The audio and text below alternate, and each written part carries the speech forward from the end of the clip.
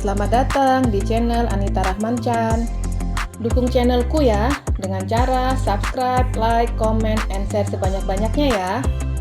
Satu lagi, bunyikan loncengnya agar kalian dapat update terbaru dari novelku. Terima kasih. Episode 27.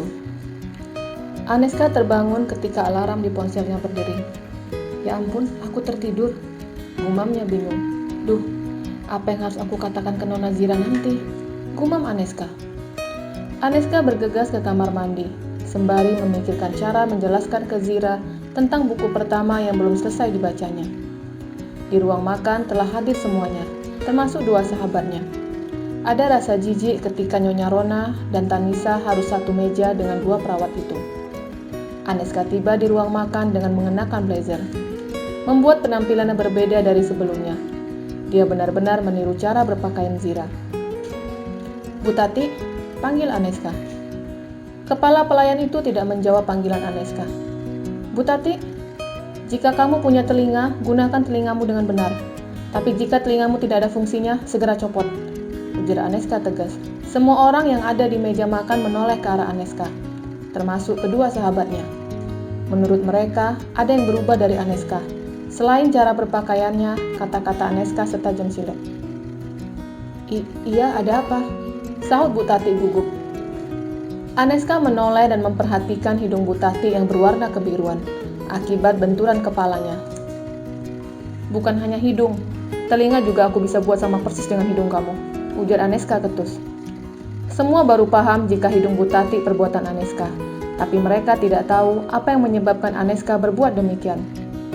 Enggak Aneska, sahutnya. Nona Aneska, ingat, julukan itu diberikan suamiku. Mulai sekarang, panggil aku dengan sebutan Nona. Kalau tidak, kamu akan aku pecat. Aneska menekan intonasinya. Hei perawat, siapa yang memberi hak untukmu mengaturnya? Suaramu tidak diizinkan lebih besar dari suara saya, seru Nyonya Rona marah. Sepertinya Anda pelupa mertua. Aku orang nomor 2 di istana ini. Untuk mengingatkan saja, aku akan melaporkan ke Pak Dudu tentang perbuatan kalian berdua kemarin. Wanita parubaya itu takut. Tapi bukan Rona namanya jika dia tidak melawan menantunya.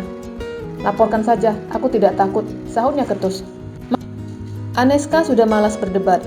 Dia ingin mengawali paginya dengan suasana hati yang baik. Baik, akan aku adukan segera. Nyonya Rona diam. Dia mulai berpikir memberikan jawaban nantinya jika Pak Dudu menanyakan kepadanya. Aneska menoleh ke Bu Tati. Siapkan makanan untuk Abian. Aku akan mengantarkan ke kantor polisi pagi ini. Tita Aneska. Bu Tati segera ke dapur menyiapkan makanan untuk Abian. Setelah selesai makan, Aneska bergegas keluar istana diikuti Tiara dan Tami. Nes, kamu kenapa? Tanya Mbak Tami. Iya Nes, kamu berubah, timpal Tiara. Aku tidak berubah. Aku harus keras kepada mereka. Kalau aku lembek, bisa saja mereka mencelakaiku lagi. Tidak ada Abian di sini. Sebelumnya, aku selalu dijaganya. Tapi sekarang, aku harus menjaga diriku sendiri. Ucapan Aneska membuat kedua temannya terharu. Semoga kamu kuat ya Nes. Mbak kalau berada di posisi kamu, pasti sudah nangis, ujar Tami dengan mata berkaca-kaca. Mbak Tami memang cengeng, nonton drama Korea aja bisa nangis seharian, ejek Tiara. Ah kamu, Tami menepuk pundak Tiara. Mbak, aku tidak bisa mengantar kalian ke mes, kalian pulang sama Zidan ya. Oke Nes, sahut Tiara cepat. Duh, yang mau nikah. Sekarang sepertinya nggak menolak kalau ada Zidan di sisamu, sindir Tami. Ah, Mbak Tami sok tahu banget, gerutu Tiara. Akhirnya Zidan, Tiara, dan Tami pergi meninggalkan istana. Tinggal Aneska dan Angela yang masih berada di garasi mobil. Aneska memilih mobil yang berbeda dari sebelumnya. Kata Nyonya Rona, Non Aneska boleh menggunakan mobil itu, ujar si pria yang bekerja menjadi montir. Aneska tahu mobil siapa itu. Jika dia menggunakan mobil itu, sama saja dia perang dengan Tanisa. Ini mobil siapa? Tanya Aneska.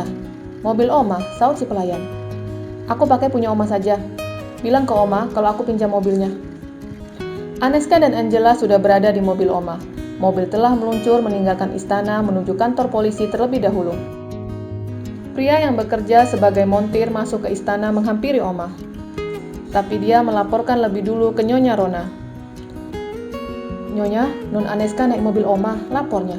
Dasar bego, saya kan sudah bilang, paksa dia naik mobil Tanisa. Gerutunya marah. Maaf Nyonya, pria itu menundukkan kepalanya. Ya sudah, beneri lagi remnya, jangan sampai Tanisa kecelakaan. Titahnya. Tapi dari luar ada suara cukup kencang. Nyonya Rona dan pria itu segera keluar istana. Bukan hanya mereka yang keluar istana, semua yang ada di istana ikut keluar. Nyonya Rona teriak histeris karena mobil Tanisa dalam keadaan terbalik. Tanisa, teriaknya. Tanisa, Oma dan Ila ikut teriak. Pelayan mencoba mengeluarkan tubuh Tanisa yang terhimpit. Dengan susah payah, semua pelayan mengeluarkan tubuh Tanisa. Wanita itu sudah tidak sadarkan diri. Setelah tubuh Tanisa berhasil dikeluarkan, Oma beserta supir membawa Tanisa ke rumah sakit. Nyonya Rona terlihat stres. Ingin mencelakai menantunya, tapi kena anaknya sendiri. Mami, ayo kita ke rumah sakit, ujar Ila. Dengan mata yang basah, Nyonya Rona dan Ila pergi ke rumah sakit, menggunakan mobil yang lain. Aneska tiba di kantor polisi. Menunggu suaminya di ruangan khusus, sedangkan Angela menunggunya di parkiran. Dijenguk istrinya tentu membuat Abian senang, melepaskan rindu dengan memeluk tubuh orang terkasihnya. Makan yuk, mumpung masih hangat, ujar Aneska membukakan rantang yang dibawanya dari istana. Dengan lahap Abian memakan makanan yang dibawa istrinya. Aneska mengelus pipi dan jenggot tipis suaminya. Kamu semakin cantik sayang, ujar Abian di sela-sela makannya. Aku seperti ini demi kamu. Dan asal kamu tahu, aku sedang meniru cara berpakaian Nona Zira, sahut Aneska. Sepertinya kamu sangat terobsesi dengannya. Benar sayang, aku ingin seperti dia. Doakan aku semoga bisa mengurus Basam Group dengan baik, ujar istrinya memeluk lengan suaminya. Iya sayang, aku doakan yang terbaik untuk kamu. Abian memperhatikan jidat istrinya yang sedikit membiru. Ini kenapa? Tanya suaminya. Oh ini, kemarin aku belajar menyetir mobil dengan Angela. Aku lupa menginjak rem, sahut Aneska lucu. Sayang, kenapa kamu memaksakan diri untuk belajar menyetir mobil? Kalau terjadi apa-apa dengan kamu bagaimana?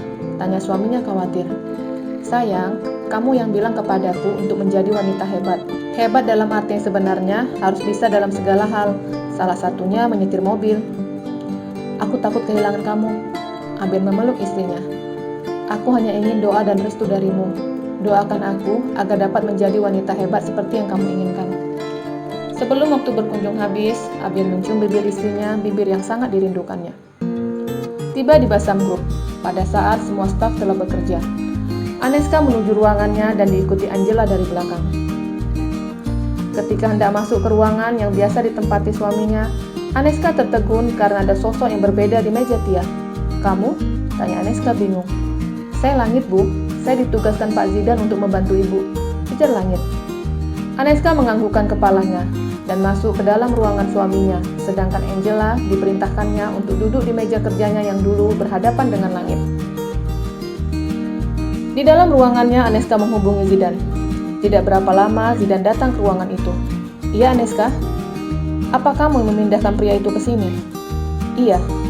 Menurut saya, dia lebih cekatan, pintar, dan sangat bisa diandalkan. Kamu bisa memintanya mengerjakan pekerjaan yang biasa dikerjakan Tuan Abian, sahut Zidan. Terima kasih Zidan, tapi kamu tahu kalau jenis kelaminnya berbeda dengan Tia.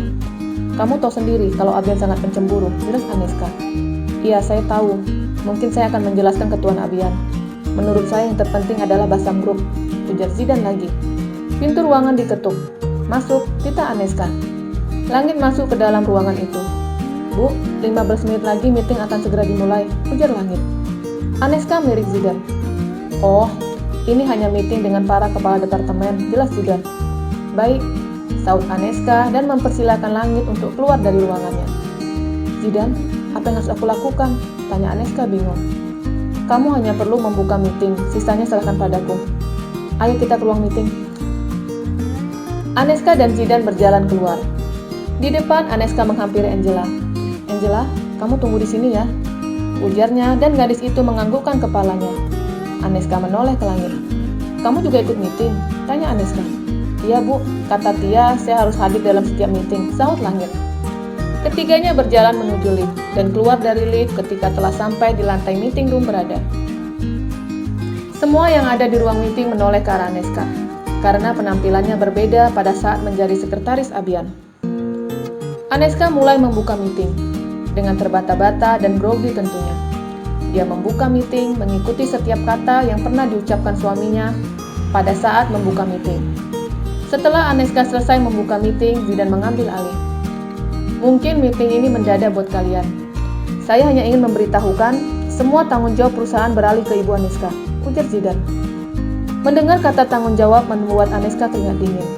Semua yang berhubungan dengan perusahaan akan menjadi tanggung jawabnya. Menurutnya itu beban yang berat untuknya. Seorang pria yang cukup berumur mengangkat salah satu tangannya. Iya, ujar Zidan. Kemana Tuan Abian? Tanyanya. Aneska dan Zidan saling pandang. Tuan Abian sedang mengurusi perusahaan di luar negeri, sahut Zidan bohong. Dan seorang pria lain yang merupakan orang penting mengangkat tangannya. Tapi di sini disebutkan Tuan Abian di penjara, ujar si pria sembari menunjukkan berita yang ada di ponselnya. Mendengar penuturan pria itu membuat suasana ruang meeting tambah riuh. Tenang semuanya, ujar Zidan. Tapi tidak ada yang mendengar ucapannya. Semua peserta meeting berasumsi yang jelek-jelek tentang Abian. Aneska menggebrak meja. Semua peserta diam dan menoleh kepadanya. Kalau memang benar suamiku masuk penjara, apakah akan keluar dari perusahaan ini? Tanyanya. Semua peserta meeting saling pandang, satu dengan yang lainnya. Semua orang punya masalah. Apa salah kalau saya sebagai istri menutupi aib suami saya? Salah, ujar Aneska dengan suara nyaring. Apapun masalah yang dituduhkan ke suami saya itu tidak benar. Sebagai istri, saya akan berjuang untuknya. Dan jika kalian keberatan dengan status pemilik perusahaan yang berubah menjadi tahanan, silahkan kalian keluar dan tinggalkan perusahaan ini, ujar Aneska tegas. Bersambung.